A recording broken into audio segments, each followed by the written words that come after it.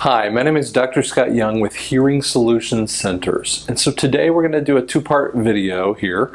The first one, both of them are about auditory deprivation.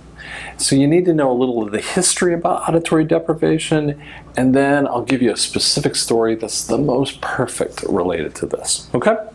So in the 50s and 60s, there were deprivation studies that were done specifically, I'll give you the best one, on sleep deprivation. So what they would do is put people in these small chambers, looks exactly like a sound booth, and they would wake them up after several minutes. And so they never really had that perfect 8 hours of sleep. It was actually maybe an hour or two.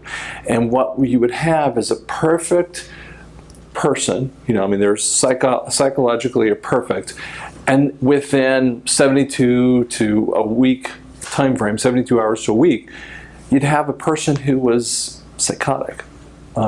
So that told us that there were things that the body needed.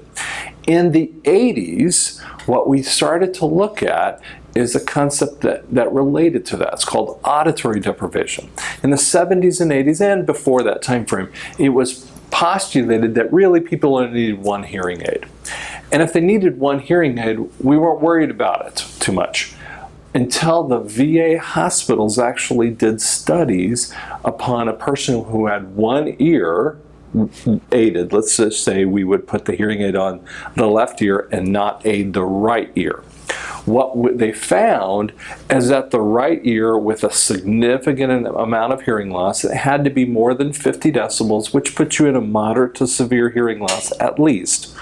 Past the normal conversational level, what the patient would notice is their speech understanding scores would drop. If they put a hearing aid on that ear, they would keep those levels consistent. Now that's irrespective of potentials of strokes or other kind of neurological issues that we have to deal with.